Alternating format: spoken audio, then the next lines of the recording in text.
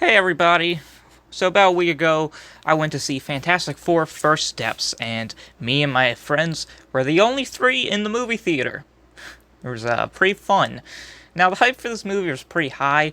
Not only has Marvel been really pushing it in their marketing as the next big thing in the MCU, they kind of need this movie to be a massive success. I mean, despite having a couple solid projects, the hype for the MCU has been pretty low for a while.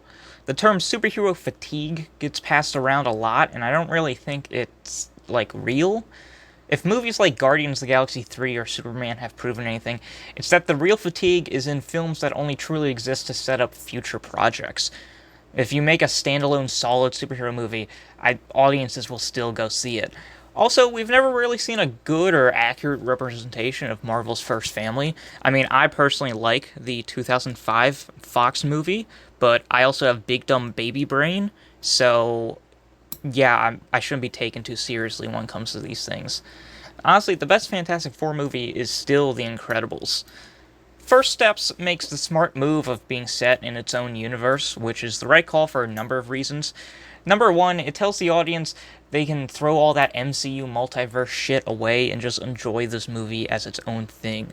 Additionally, it allows the film to find its own style. The most obvious positive I can give this movie is the vibes. I dig a superhero movie where the world actually feels like it's something out of a comic, and this retro 60s futuristic look is right up my alley. The score is also incredible all around. This film just looks and sounds like some S tier shit, some of the best stuff Marvel's put out in a really long time when it comes to the look and feel of a movie. Also, I was really surprised by the tone this movie took. There's definitely some lighter comedic moments in the beginning, but about halfway through when Galactus shows up, it's pretty serious for the rest of the movie. You know, they're not making quips while the world's about to end. We kind of get this looming threat, and it at times kind of feels like a disaster movie, and similarly how Winter Soldier feels like a spy movie that just so happens to feature superheroes. Honestly, some of the best parts are just our main characters trying to grapple with the impossibly bleak circumstances they find themselves in and finding strength through them being together as a family. But truly, the most important thing and the only thing we really care about when it comes to a Fantastic Four movie is the writing of the characters. Let's start with Mr. Fantastic himself. Personally, I think Pedro Pascal did a pretty damn good job. Oftentimes, writers keep Reed as just a boring straight man, but this film finally gives us a good version of the character.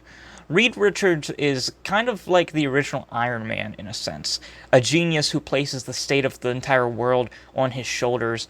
Pedro does an incredible job showing the guilt that Reed feels from the accident and how that trauma affects his decision making throughout the movie. There's a pretty cute thing where it's just little cute moments like him scheduling a panic attack for later on.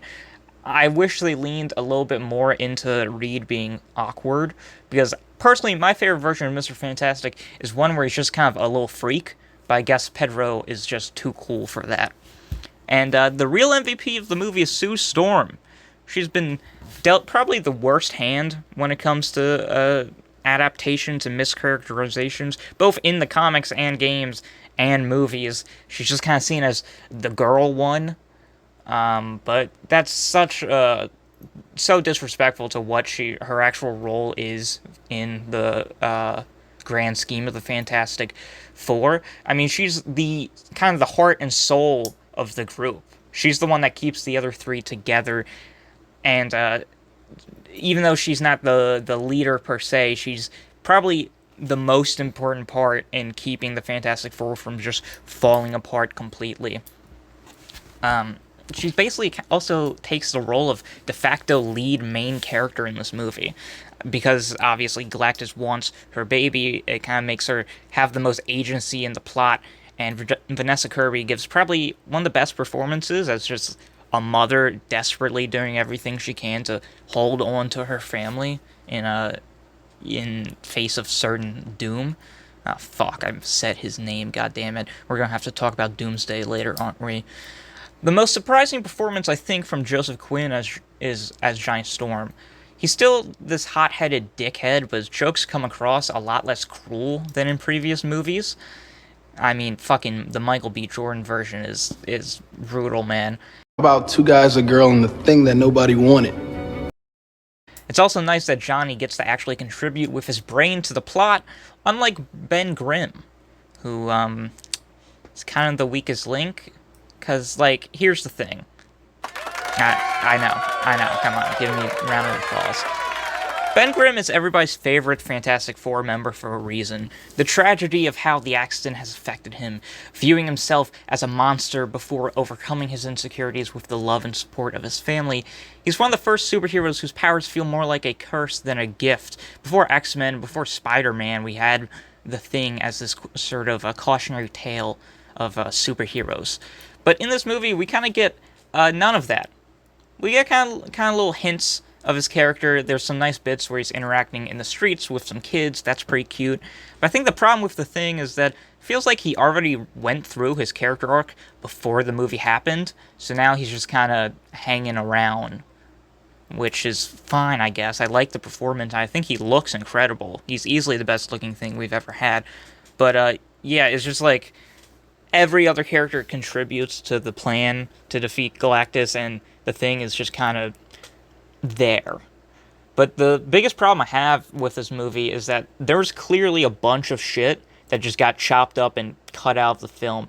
It's almost like Marvel was afraid to get too experimental or have too much of a character-focused story, because they really, really need this movie to make it big, so just playing it safe as much as they can to keep the runtime down to 2 hours. The editing also is just straight up bad. It's really weird. It's like scenes don't really like flow together. Pacing is also kind of off. It feels like there's 20 minutes of scenes that we just don't get to see. And I think that all 20 of those minutes are probably our characters interacting and getting little moments to show off their dynamics and their relationships to each other. And that's the best part of the Fantastic Four, so having that cut is a pretty big negative side. But it's not anything that ruins the film. It's mostly just little things I think keeps this from being the perfect version of what this movie could have been. I mean, how are you going to show John Malkovich in the trailer and cut him?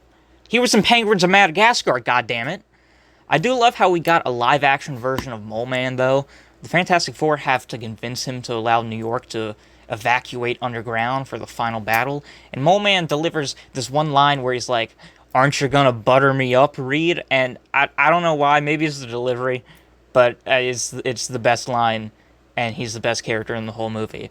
So I'm gonna give this movie, Fantastic Four First Steps, a fantastic 4 out of 10, plus 3. It's a 7. It's a 7 out of 10. I'm not talking about Doomsday. Fuck that movie. I don't care.